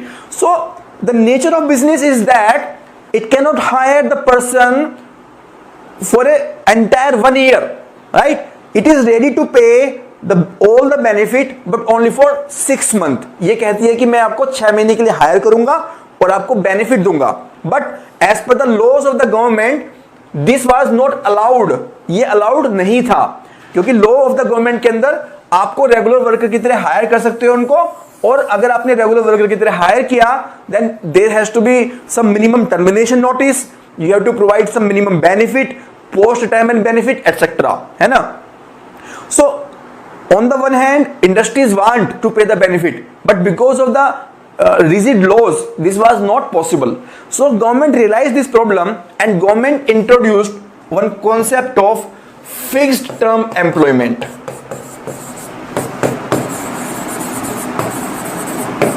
The government introduced the concept of fixed term employment. What is this concept? So in this concept, first of all, they will get all the benefits. The workers will get all the benefit. At the same time, on the part of industry, no termination notice will be required. So the people can be hired for a fixed time. Hiring for a fixed time is possible, है ना? तो industry can say that I will hire you for 6 months or maybe for 9 months, right? और मैं आपको 6 month या 9 month के बाद में विदाउट नोटिस आपको टर्मिनेट कर दूंगा. मेरे कोई ऑब्लिगेशन उसके बाद में नहीं है. ड्यूरिंग दिस 6 मंथ और 9 month you will get all the benefit. आपको जॉब सिक्योरिटी मिलेगी, आपको सारे बेनिफिट मिलेंगे, प्रोविडेंट फंड आपको जमा होगा, सब कुछ होगा, सारे बेनिफिट मिलेंगे, लेकिन सिर्फ 6 मंथ या 9 मंथ के लिए. तो इसमें फायदा क्या हुआ? इंडस्ट्री का फायदा यह हुआ कि इसको रेगुलर जो वर्कर है, टेम्परेरी वर्कर, उसको रेगुलर वर्कर में कन्वर्ट करने की जरूरत नहीं है. The industry do not need to bear the obligation for entire year और for more than that, right? The benefit to the worker is that the worker can get all the benefit which were not available earlier, right? So they will get the benefit equivalent to the regular worker. So this was a win-win situation. So earlier this was introduced for selected number of industries, and later on through this 2018 rule this was introduced for all the other sectors also. So पहले ये सिर्फ selected sectors के लिए था, but now this is for the all sectors. So this concept has been introduced by the Ministry of Labour and Employment. Previously, fixed term employment was there only for specific industrial sectors. Here, the workman for a fixed term employment, है ना?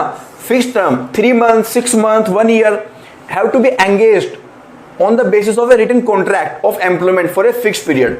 तो written contract होगा इसके लिए.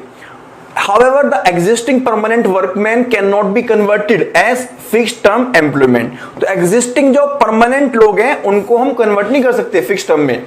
The amended rule provides for equal work hours, wages, allowances and other benefit as that of a permanent workman. तो जो permanent या regular workman है उसी के बराबर आपको सारे बेनिफिट मिलेंगे. However, no notice of termination of employment shall be necessary in case of temporary workmen. These amendments have been made to promote ease of doing business. So for the industry, this created ease of doing business. However, this move towards fixed term employment of all the sectors will make it easier for companies to lay off the workers. But from the perspective of workers, still, like it can prove to be, adverse. If now please see this question of 2019. So this was in the current affairs, this rule came in 2018.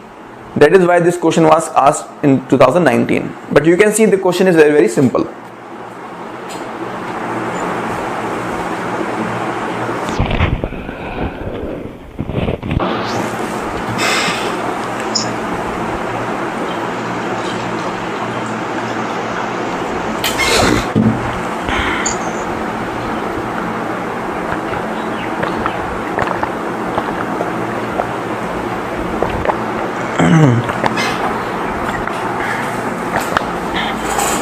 Can you see, everyone?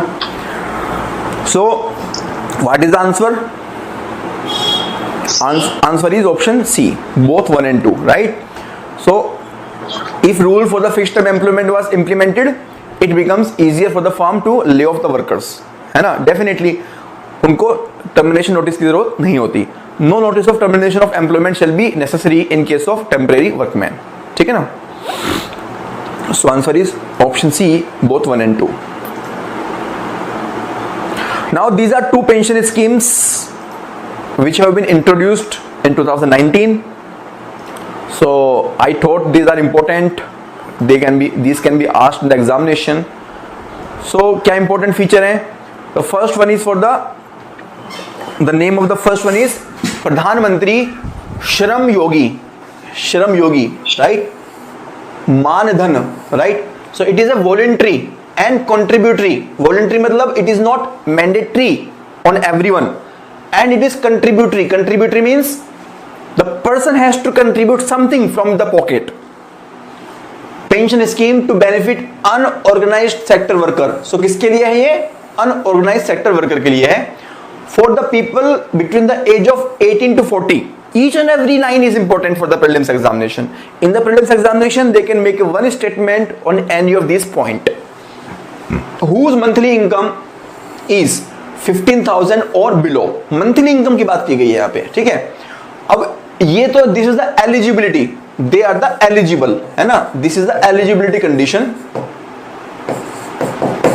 The beneficiary has to pay prescribed monthly contribution. तो जो भी prescribe होगा वो contribution देना होगा, and central government will be paying equal contribution. ठीक है? In return, अब उसका फायदा क्या होगा? In return, the person will get monthly pension of ₹3,000 after completion of the age of 60 years. So after the retirement at the age of 60 years, the person will be getting ₹3,000 as the monthly pension. This is the Pradhan Mantri Shram Yogi Mandhan Yojana. And both of these schemes are under Ministry of Labour and Employment. This is also important for the prelims examination. Ministry of Labour and Employment. National Pension Scheme for traders, shopkeepers and self-employed persons. तो नाम से पता चल रहा है किसके लिए? Traders के लिए है, शॉपकीपर्स के लिए है और सेल्फ एम्प्लॉयड पर्संस के लिए. Again it is a voluntary and contributory, है ना? तो ये वॉलंटरी है, कंपल्सरी नहीं है. कंट्रीब्यूटरी मतलब the person has to contribute from the pocket. For traders, shopkeepers and self-employed person between the age of 18 to 40, please be careful. This is also having the same age limit. अब इसका यहाँ पे तो क्या था? In case of श्रम योगी मानधन 15,000 or low income. Here it is about the turnover. Turnover means total sale of rupees 1.5 crore. है ना? अगर total turnover is up to 1.5 crore, then the person is eligible. And one more condition is there: the person should not be a member of EPFO, ESIC, NPS, PM, SYM. मतलब SYM का मतलब हो गया श्रम योगी मानधन योजना, and an income tax payer. तो ना तो the person should not be registered in the provident fund, state insurance, national pension scheme, Pradhan Mantri Shram Yogi Maandhan, and the person should not be a income tax payer. अगर इनमें से कोई भी है तो person will not be eligible under this scheme. The 50% of monthly contribution is payable by the beneficiary and equal matching contribution is payable by the government also. तो government भी equal contribution pay करेगी. Am I audible properly? Yeah. Hello. Am I audible? 1.5 lakh हो एक करोड़ होगा sir. 1.5 crore लिखा हुआ साफ साफ. Annual turnover not exceed 1.5 crore. Yes. That, sir. Crore. ठीक है। टर्नओवर मतलब what is the meaning of turnover? Turnover means sales, it is a sales. तो सपोज सेल्स होती है 150 लाख की, है ना, 1.5 करोड़ की, इसमें से कॉस्ट भी होती है ना, जो वो परचेज करता है रॉ मटेरियल को, है ना, तो सपोज कॉस्ट इज 100 लाख, है ना, या 120 लाख, तो प्रॉफिट तो उसका 30 लाख ही हुआ, कम ही हुआ ना इससे, है ना। तो total sale is not equal to profit, it is sale, किसने कितने पैसे की सेल की, उसमें से खर्चे भी तो निकलेंगे उसके, है कि नहीं है। 50% monthly contribution is payable by the beneficiary and equal matching contribution is payable by the central government after attaining the age of 60 years. Monthly pension is ₹3,000. तो दोनों के अंदर मंथली पेंशन 3,000 है, दोनों में ही central government will be contributing equally, and और दोनों के अंदर एज है 18 और 40 की, वॉलंटरी और कंट्रीब्यूटरी है। सिर्फ मेजर जो फर्क है वो है eligibility criteria. In the first one, the eligibility criteria is monthly income is 15,000 or below. In the second one, annual turnover of 1.5 crore and the person should not be member of certain schemes. Now, meaning of the MSME sector. What is the meaning? So, the definition of the MSME has been changed. Earlier, it was based upon the investment into the plant and machinery, कि अगर आपका investment into plant and machinery 10 lakh है, 2 करोड़ है, 5 करोड़ है, तो आपका अलग अलग स्टेटस होता था। अभी जो इसका क्राइटेरिया है वो 2018 में आपका चेंज होकर के किस पे हो गया? एनुअल टर्नओवर पर। So now it is based upon the annual turnover. Earlier it was based upon the investment into the plant and machinery. ठीक है, तो now you have to remember that if annual turnover of any enterprise is up to rupees 5 crore, then this is micro enterprise. If it is up to rupees 75 crore, between 5 and 75, then this is small. And if it is between 75 and 250, then this is medium. है ना? So 5, 75 and 250. Very very simple.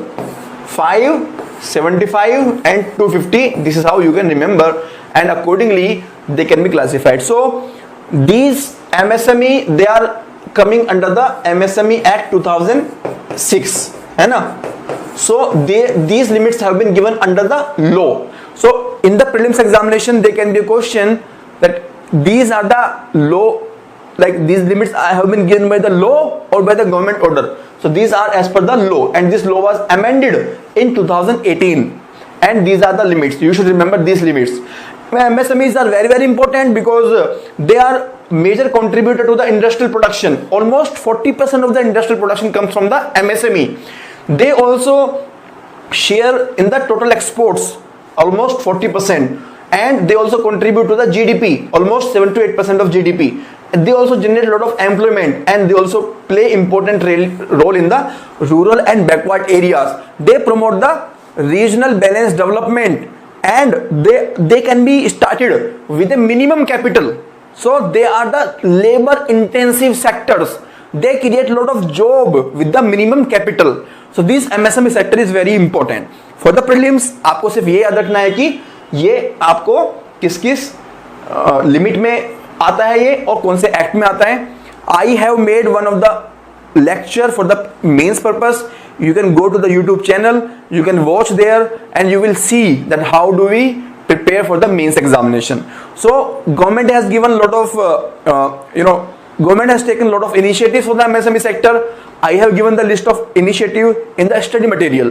तो आप study material में जाकर के देखोगे क्या क्या स्कीम्स हैं, और मेंस के लिए प्रिपरेशन कैसे करनी होती है किसी भी टॉपिक की, वो आप देखोगे यूट्यूब पे मैंने सेशन दिया हुआ है MSME सेक्टर के ऊपर, वहां पर आप देख सकते हो. ठीक है, और इसी तरह से यू कैन एक्चुअली जज कि how to prepare for the mains. तो मैंने लास्ट लेक्चर में बताया था आपको in the disinvestment I discussed for the prelims perspective here, and I told you that you should go to the YouTube and see how disinvestment is dealt in the mains perspective.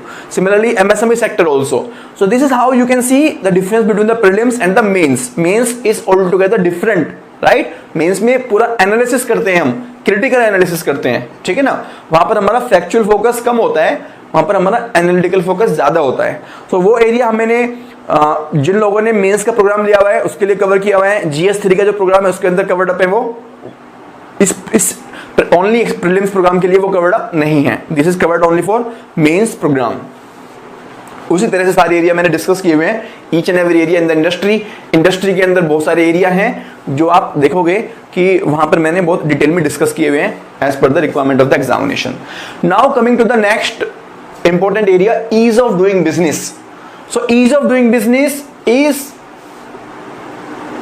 this is a report which is given in the form of doing business report by the World Bank, which is like one of the arm of World Bank, that is IFC, right? And this is a yearly ranking which talks about how is the regulatory environment in any country for the business, right? In latest report of 2020, India got 63 rank, right? And this is a very good improvement over last year of 77, and India got the first position in the South Asia this time, and it was 6th in 2014. So over the last 6 years, we have improved from the 6th position in the South Asia to the first position in 2020. There has been continuous improvement since 2015. And for the third consecutive year, India is among the top 10 improvers. India has improved its ranking on 7 out of 10 indicator. अभी हम बात करते हैं कि which are the what are the rankings. So you can see the ranking earlier in 2014 we were more than 140, then we are improving continuously, right? Now we in the 63 rank. Now these are the important parameter, 10 indicator. So please take 1 minute and read this parameter carefully. The question has already been asked in 2019 on this parameter, and again they can ask the question on the same part.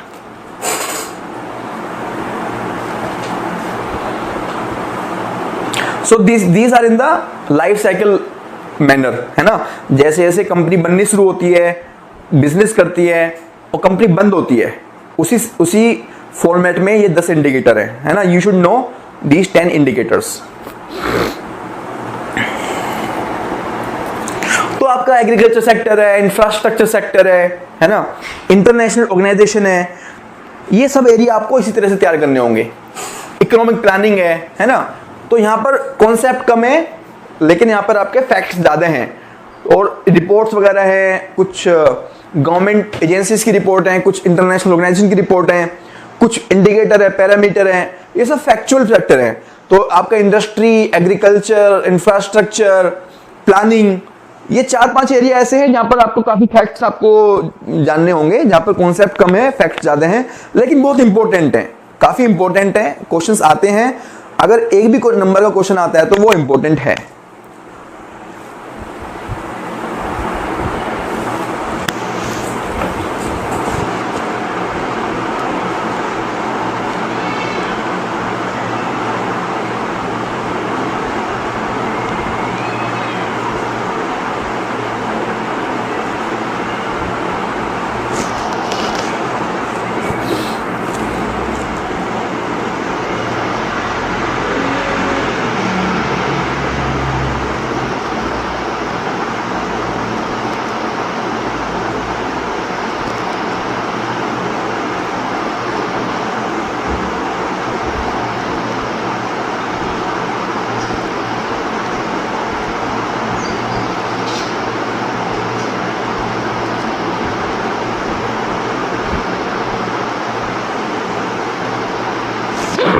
Okay, wonderful.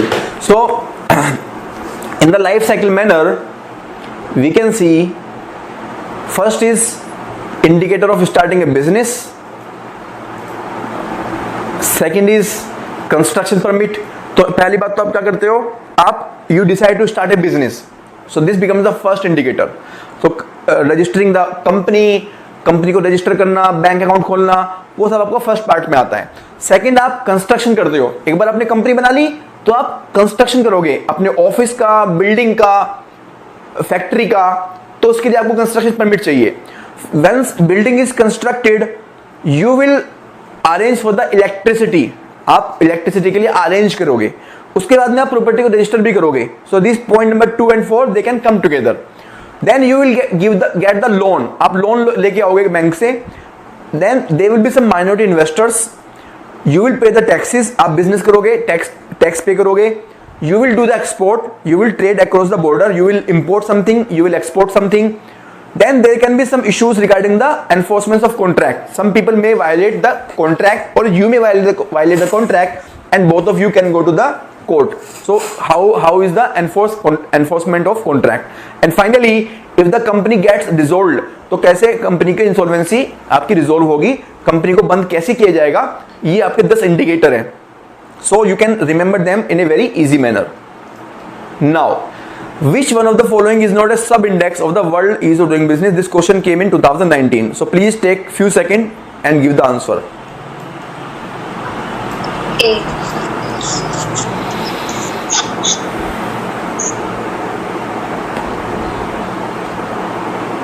So answer is option A, maintenance of law and order, है ना. Taxes, property registration, construction permit, all of these are basically part of the ease of doing business. So question is very very easy, but only after you know the basics. ठीक है. So answer is option A. Now there is a scheme of Stand Up India. So Stand Up India, this was launched along with Startup India. The details of the Startup India I have given in the handout, and we will discuss Stand Up India here. It was launched in 2016 and it provides digital platform based 3 pillars to support the enterprises which are headed by SC, ST or women, है ना. The portal also provides crucial link to the central, state, ST corporations, and hand-holding support will be provided to the borrowers. The loan under the scheme will be backed by the credit guarantee through the scheme of for which Department of Financial Service will be settler, है ना. तो मतलब अगर कोई bank इनको loan देता है तो उनको गारंटी मिलेगी गवर्नमेंट की तरफ से. गवर्नमेंट में किससे? डिपार्टमेंट ऑफ फाइनेंशियल सर्विस से, which comes under the ministry of finance. They facilitate bank loan repayable up to 7 years. तो लोन जो कि 7 साल तक रीपेबल है उसको देते हैं, और ये लोन होगा between 10 lakh to 100 lakh rupees. With the access to bank account and technological education, it will lead to financial and the social inclusion in the society. तो आपको जो ये पॉइंट मैंने रेड में डाले हुए हैं, इनको आपको याद रखने की जरूरत है.